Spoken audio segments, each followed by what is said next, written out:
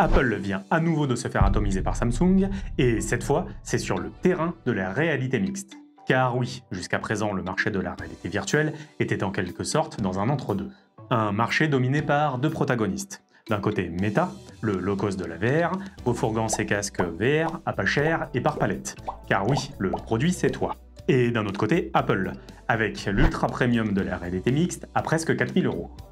J'écarte volontairement les Valve Index, Pico et Pimax, qui, bien qu'efficaces, sont restés à la marge en termes de vente. Je suis pas venue ici pour souffrir, ok? Bref, il restait donc une place vacante pour compléter cette sainte trinité.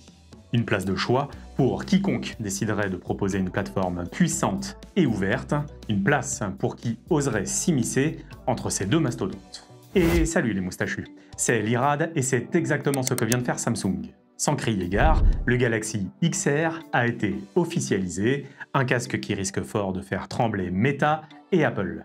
Sa fiche technique est pour le moins monstrueuse, et son tarif de 1800 $ aussi. Certes, c'est cher, mais ça l'est presque 2 fois moins que l'Apple Vision Pro. Dans cette vidéo, on va donc décrypter cette annonce ambitieuse, on verra de qui s'est entouré Samsung, et surtout pourquoi. Et on fera évidemment le point sur les spécifications techniques et ce qu'il en est de la concurrence.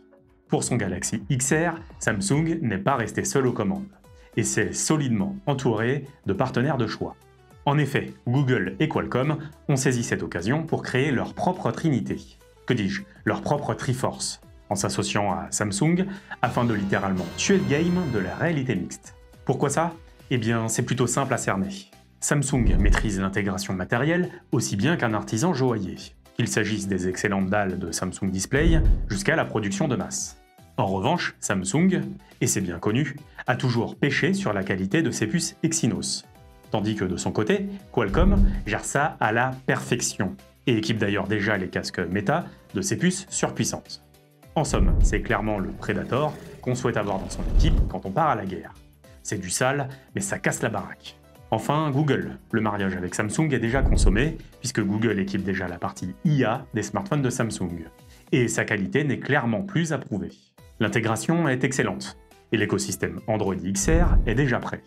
Et qui dit Android XR, dit aussi écosystème ouvert et force de frappe colossale. Forcément, Android, c'est avant tout un Google Play Store blindé d'applications, mais aussi des millions d'utilisateurs déjà familiarisés avec l'interface. Et oui, l'apport d'Android XR, c'est avant tout des applications spatialisées comme YouTube, Netflix et consorts, et intégrées de façon native. Bref, avec ces trois piliers-là, on a là tout ce qu'il faut pour assembler Exodia l'interdit et créer une arme de destruction massive. Lorsqu'Apple s'est lancé dans l'aventure du spatial computing avec l'Apple Vision Pro, ils sont partis avec un handicap majeur. Et non, je ne parle pas là de son prix, mais de l'OS. Car Vision OS, c'est très beau de loin, mais c'est surtout très loin d'être beau. Rappelons-le, Apple c'est un écosystème fermé, et leur casque ne proposait ni YouTube, ni Netflix au lancement. Au lancement seulement? Non, même 2 ans après, les applications spatiales de YouTube et Netflix ne sont toujours pas là. Et c'est d'ailleurs aussi le cas pour Spotify. Un véritable scandale pour un casque vendu à prix d'or. Honnêtement, qui choisirait la pilule bleue si la matrice était sans saveur? Il leur a littéralement fallu partir de zéro, et là où les développeurs sont déjà familiarisés avec le code pour Android, c'est loin d'être le cas pour Vision OS. Alors oui, c'est en partie la faute de ces applications qui ont refusé de développer sur Vision OS, mais comment leur en vouloir? Comment leur reprocher d'investir des milliers de dollars, si ce n'est des millions, en développement pour un marché de niche qui ne concerne qu'une poignée d'utilisateurs? Apple n'a pas été bon sur ce coup-là. Pire, ils ont bloqué le sideloading et les stores alternatifs. De quoi clouer eux-mêmes le cercueil de l'Apple Vision Pro. Et n'oublions pas non plus le nerf de la guerre en 2025. L'IA. Là où Apple propose un Siri qui a toujours le QI d'un PNJ en 2025, faute d'avoir une véritable Apple Intelligence sous la main, Google intègre lui directement Gemini. Un assistant puissant qui tient tête sans aucun souci au cas d'or de l'IA. Gemini Live apportera ainsi une assistance contextuelle en temps réel. Alors forcément, les applications sont nombreuses. On peut imaginer un assistant qui nous aide en direct pour préparer de bons petits plats, un assistant de voyage qui traduit les panneaux et conversations en plein milieu de Tokyo, et de façon un peu plus Black Mirror-esque, on peut imaginer qu'il enregistrera de façon automatique des moments de notre vie pour nous servir d'aide-mémoire et de rappel. Et pourquoi pas non plus une augmentation de notre environnement en temps réel. Bref, dans un multivers des possibles, c'est une bataille que Google gagne à chaque fois. Bien, maintenant qu'on a vu tout l'aspect stratégique et concurrentiel, il est temps de voir ce que l'on propose pour 1800 $. C'est simple, Samsung a envoyé du lourd. Le cœur battant du casque n'est nul autre que la toute dernière puce de Qualcomm, le Snapdragon XR2 Gen 2. Soyons clairs, en dehors de la puce Apple, il n'y a pas mieux sur le marché. Et elle peut compter sur 16 Go de RAM. C'est indispensable et d'ailleurs probablement le strict minimum pour un tel appareil multitâche. Gardons à l'esprit qu'il doit être en mesure de faire tourner les applications en 3D, gérer les caméras, le rendu fovéal et évidemment l'IA. Tout cela en temps réel et évidemment sans ramer. À 1800 $, je pense qu'on aurait même pu s'attendre à 32 Go de RAM, mais j'imagine que Samsung sait ce qu'il fait. En revanche, là où je suis un petit peu plus sceptique, c'est sur la partie stockage de 256 Go. À une époque où un Call of fait allègrement 100 Go et où les vidéos 4K et ou 3D sont de plus en plus volumineuses, j'espère vraiment que Samsung compte proposer une version 512 Go, voire même 1 Teraoctet. Le chaos technique se situe sur la partie affichage. On parle de 2 dalles micro OLED fournies par les maîtres en la matière Samsung Display. Le micro OLED, c'est l'assurance d'avoir des noirs parfaits et un contraste infini. Ces dalles affichent plus de 27 millions de pixels au total. Pour te donner un ordre d'idée, c'est plus que l'Apple Vision Pro qui se cantonne seulement 23 millions de pixels. Oui, à technologie de dalle égale et prix divisé par 2, on a droit à une résolution supérieure pour le Galaxy XR. Cela représente presque de la 4K par œil. En revanche, le rafraîchissement n'est que de 90 Hz, tandis qu'Apple lui propose 100 Hz et même 120 Hz sur sa V2. Après, soyons sérieux 2 minutes. Le contenu vidéo ne montera pas à plus de 30 voire 60 fps, et les jeux vidéo ne monteront pas non plus jusqu'à 90 fps.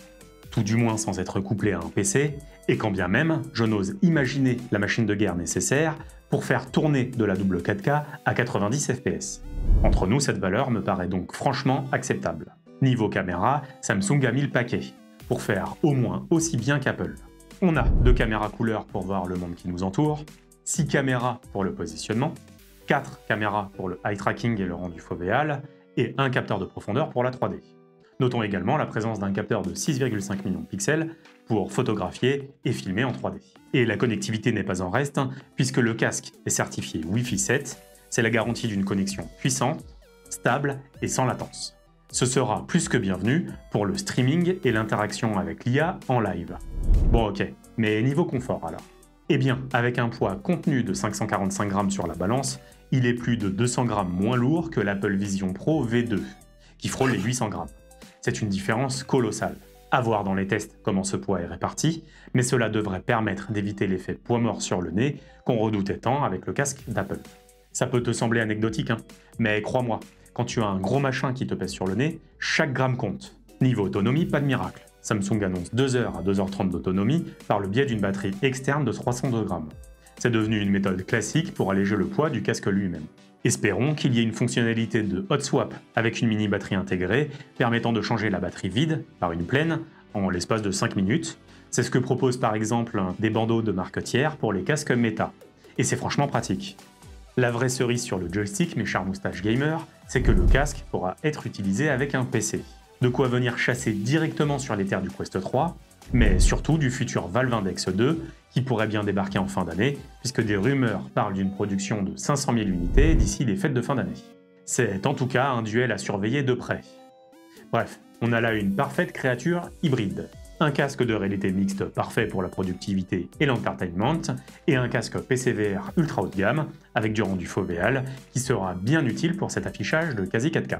Et d'ailleurs, pour achever de nous convaincre, et profiter de la pleine expérience, l'achat du casque s'accompagne d'un package d'abonnement qui monte à 1000 $, avec par exemple 12 mois d'abonnement YouTube Premium, et de Gemini AI Pro. C'est ultra malin, et une fois qu'on a le pied à l'étrier, difficile d'en sortir.